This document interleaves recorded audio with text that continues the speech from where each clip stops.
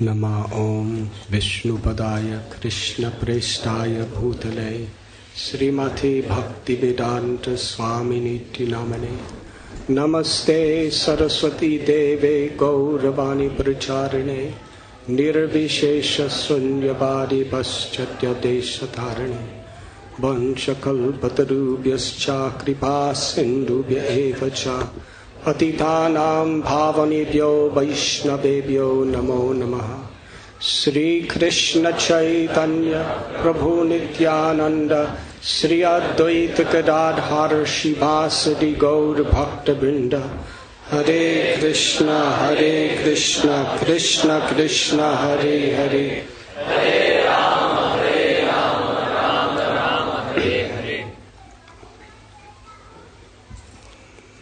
I am very grateful to be in the holy abode of Sri Radha Gokulananda, in the presence of His Holiness Radhanath Swami Maharaj, Indrajumana, His Holiness Indrajumana Swami Maharaj, and all of you.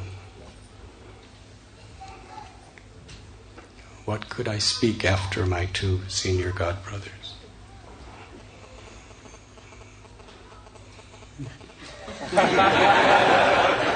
Does anyone have any idea? Everyone is silent. Jaipatak Maharaj was speaking about Bangladesh. And Indrajumana Maharaj and myself went on a pilgrimage to Bangladesh. Can I tell you one place we went?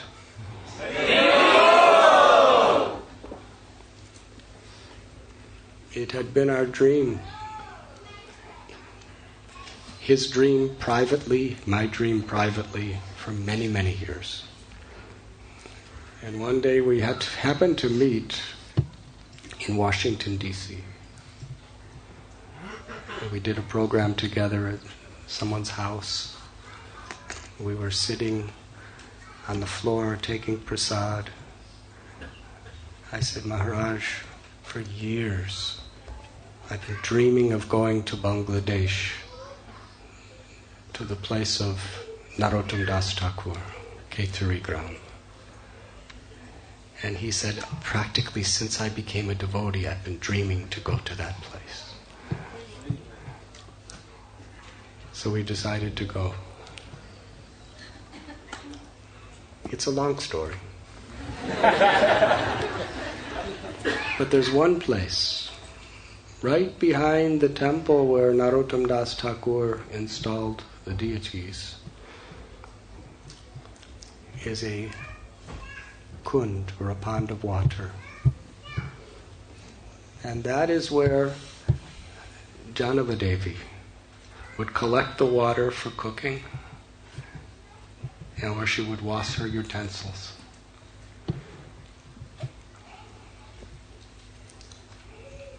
The story is, Narottam Das Thakur, Srinivasacharya, Shamananda Prabhu, they invited all devotees from all the different places to come to Kaithari Gram for the first festival of Gaur Purnima that was ever celebrated. Narottam Das Thakur was going to install several sets of deities. I was asked by Kripamaya Prabhu and Shruti Dharma Prabhu to speak on the subject of caring for devotees.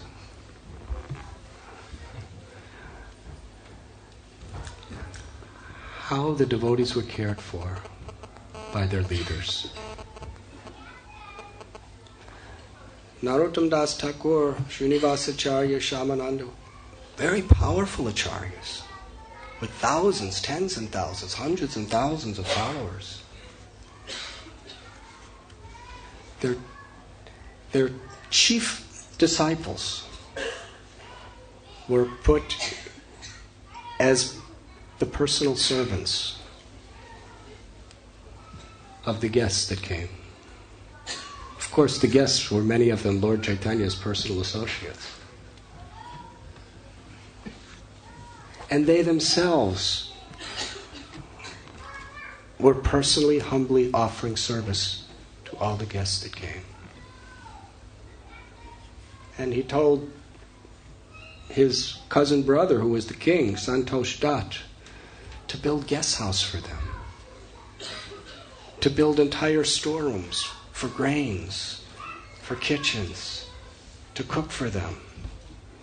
And every guest had their own personal servants to make sure everything was completely comfortable and they were completely happy and totally at ease to participate in Krishna Katha and Harinam Sankirtan.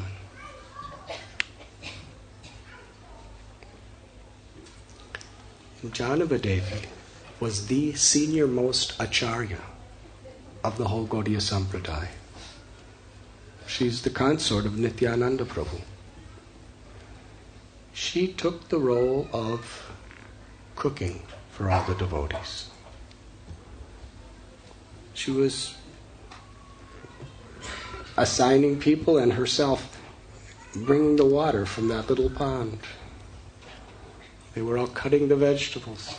She was right there, just serving the Vaishnavas, preparing huge quantities of prasad. After it was offered to the deities, this is the day after Gaur Purnima, Janava-Devi personally served all the devotees. And then after all the devotees ate, she had all the people serving with her sit down, and she served the servants. And after all of those people finished to their full satisfaction, she personally served the people that helped her to serve the servants of the servants. After everybody finished everything, there were thousands, then the devotees insisted that she take something. And she took a little milk and then took rest. Caring for devotees. Our greatest acharyas are teaching that there is nothing higher for us to aspire for than to be the servant of the Vaishnavas. Sri Chaitanya Mahaprabhu himself, he and his wife would cook for devotees. He would serve the devotees, wash their clothes, carry their clothes. And Srila Prabhupada, how he cared for the devotees. Their body, minds, and their souls. Because the body is a vehicle which is meant to be a facility to serve Krishna. With our body, with our minds, we chant the holy names, we come to the classes, we hear Hari Katha, we can serve Krishna, we can serve the devotees.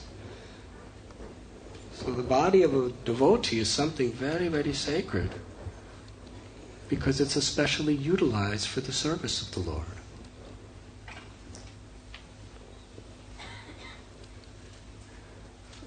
If we study Prabhupada's life, it's very interesting. He traveled around the world about 12 times. We have heard from Shrutikirti Prabhu, Hari Sari Prabhu, and other devotees who were very close with Srila Prabhupada. Late at night, he would wake to translate and write purports for his books. But Srila Prabhupada told us on many occasions, I could do much better in writing my books if I could sit down in one place. And he actually wanted to do that for the purpose of his writing. But after he'd wake up, after he'd finish his translations and his chanting, What did he do all day? If you study Prabhupada's lectures, Prabhupada's conversations, we'll find that when he traveled all around the world 10 to 12 times, he had some meeting with the press. He had some meetings with important people, mayors, cardinals. He had some public programs in rented halls. But the vast, vast, vast majority of Prabhupada's life was just to encourage the devotees. All of his Srimad Bhagavatam classes, there were thousands every morning, was to personally inspire the devotees. His morning walks were to inspire devotees. So many meetings with his leaders, meetings with other devotees. And all that traveling. And I remember Prabhupada said about one place, I heard him say this, he said, I don't come here so often because everyone's doing so well.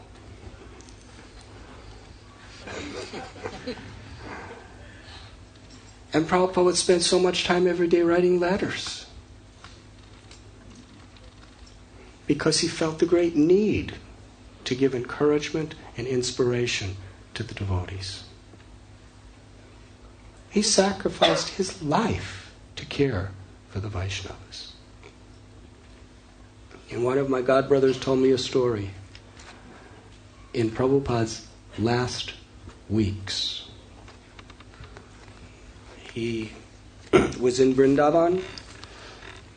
His body was emaciated. It was close to his departure. He couldn't walk.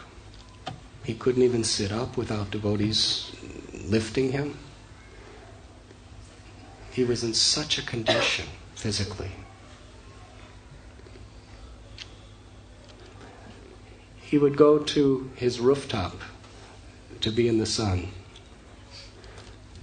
So the devotees made this like a palanquin, a chair with two poles underneath it, and they could carry Prabhupada on that.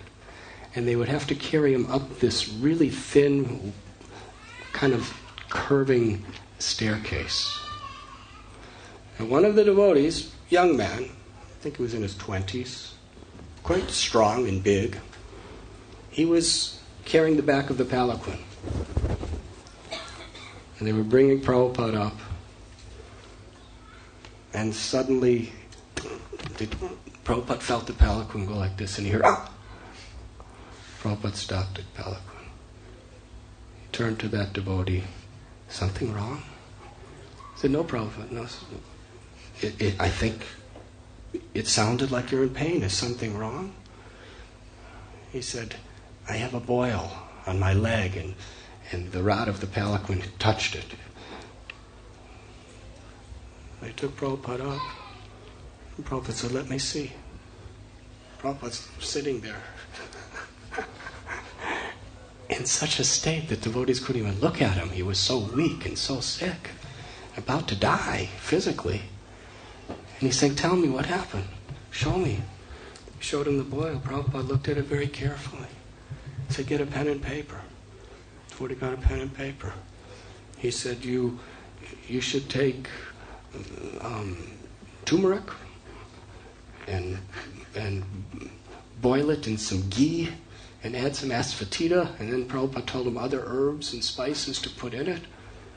And then he said you put it on some cloth and you apply it to your boil, and it will soon go away. The devotee was crying. Prabhupada's in this state and he's worrying about my little boil.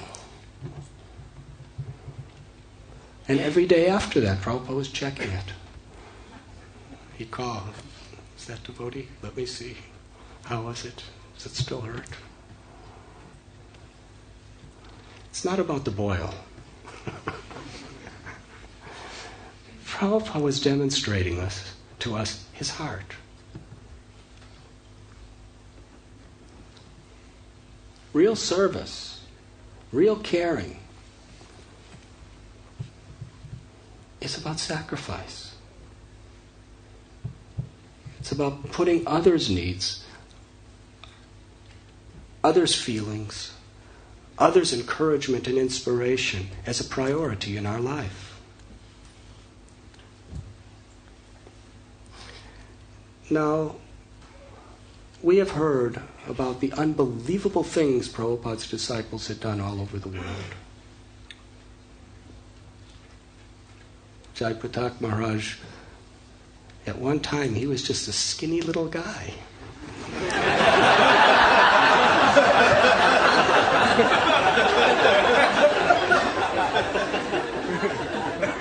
And he went to India.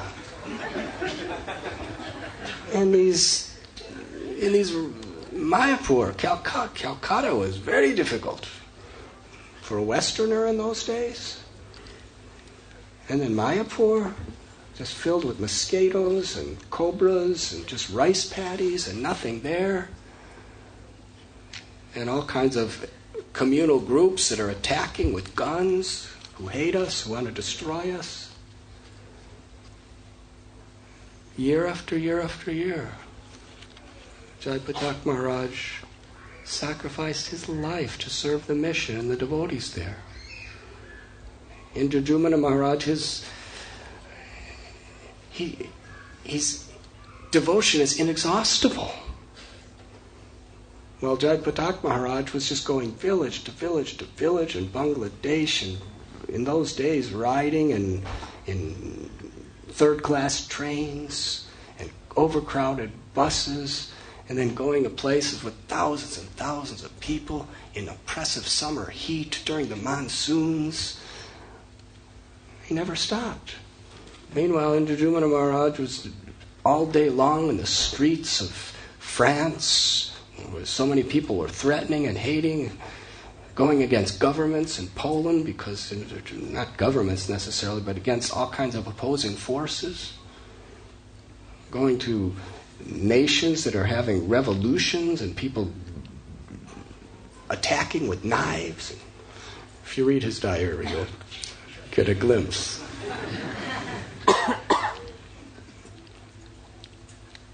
Thousands of Prabhupada's disciples doing these things all over the world.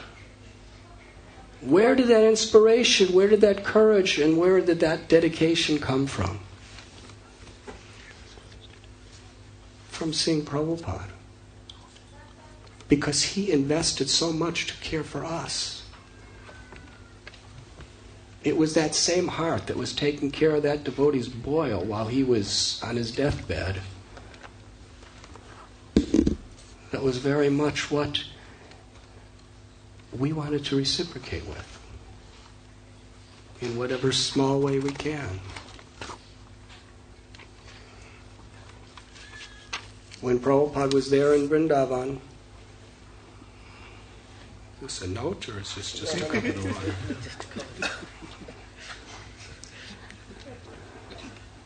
Not up, don't worry. Usually I get notes like this. It's the first blank note I've had in a long time. But in a few minutes I'm sure there'll be something written.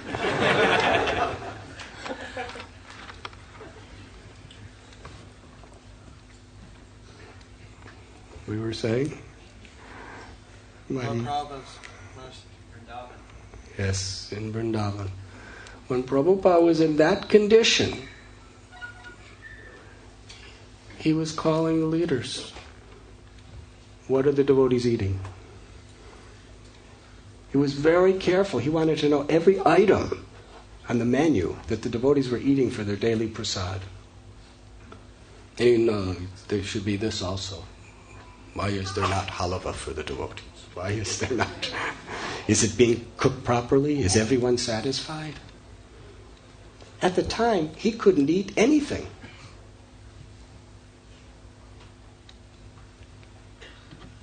He could not eat a thing. But every day he was so concerned to understand what the devotees were eating, if they were satisfied, if they were happy, if their accommodations were good.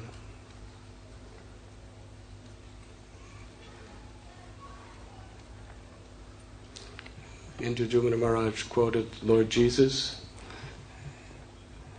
at one point during the last night before he was arrested. He went and washed everyone's feet. And his main disciple, Peter, he said, "No, you are the master. How can I let you wash my feet?" And he said, "No, you must allow."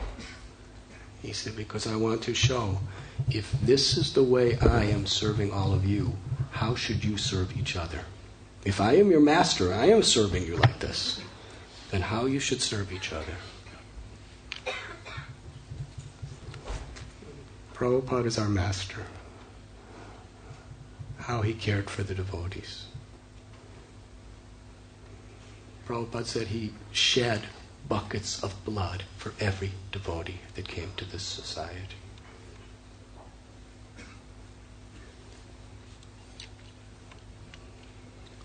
So our main asset is not the properties. It's not the buildings and the properties. They are invaluable assets, no doubt. Our main asset is the devotees who are living in the temples, in their homes, wherever they may be. And when Sri Chaitanya Mahaprabhu taught being the servant of the servant of the servant, to serve devotees is to please devotees, to enthuse devotees, to facilitate the Krishna consciousness of the devotees.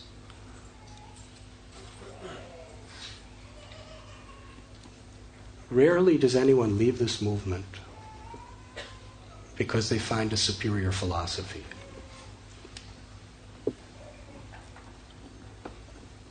But many devotees may leave the association of devotees and even active devotional service because they don't feel cared for or loved. Because that is the fundamental, essential need of every human being, of every spirit soul, to love and feel loved.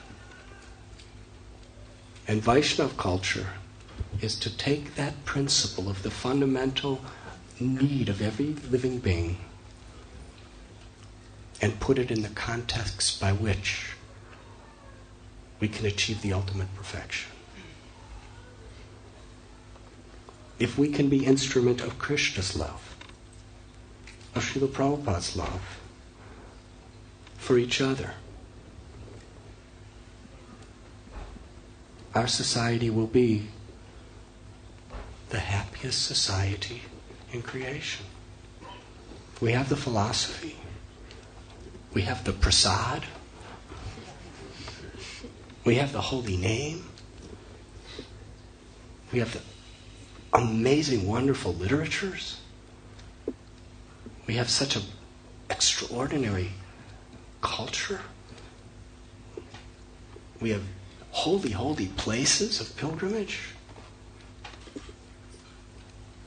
Beautiful deities.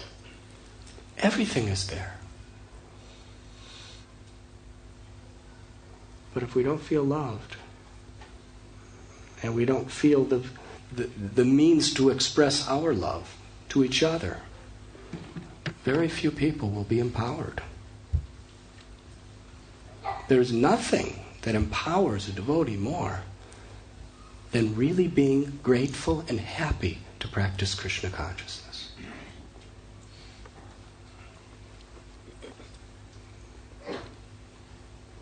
If we're happy and grateful, we want to share it with others. We want to share it with each other and with the world. If not, we may philosophically know we should, but we may not have that inspiration. And we see throughout the history of ISKCON where devotees are cared for, loved, where they feel shelter in each other, in leadership, that project grows and grows and grows. It has to grow. Because the happiness devotees feel in bhakti is contagious. So when we speak about caring for devotees, it's not just a sentimental aspect. According to this beautiful magazine, caring for devotees is one of the 8 petals, right, of congregation development.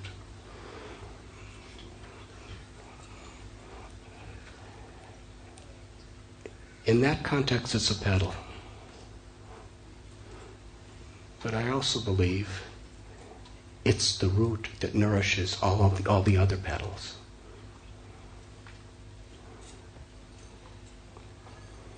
When devotees are happy in association, kirtans are ecstatic. Harikatha is ecstatic. If not, something else happens to us. We can't access the mercy that's coming.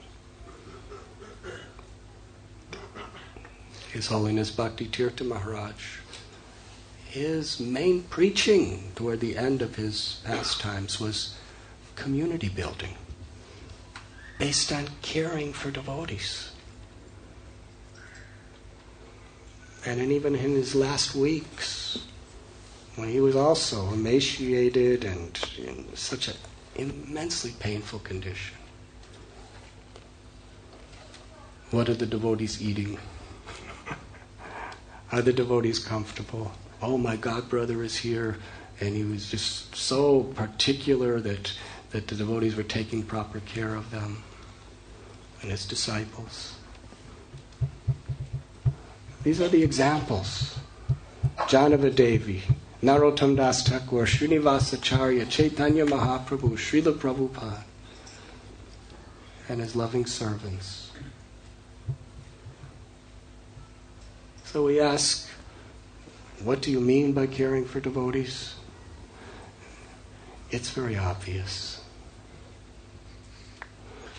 If we really care about somebody, we'll meditate, contemplate, pray, and do any amount of research to figure out what these devotees need to be sheltered and happy, to continue the rest of their lives, to be amongst the devotees, hearing the glories of the Lord, chanting the names of the Lord.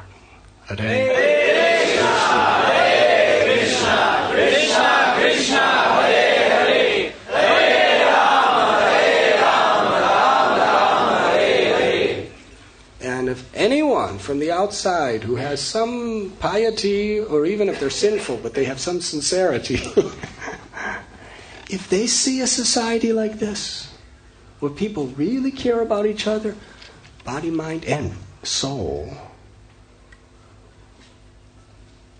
their hearts will open up. And when we speak to them about Krishna's all-attractive, beautiful personality, they will believe us.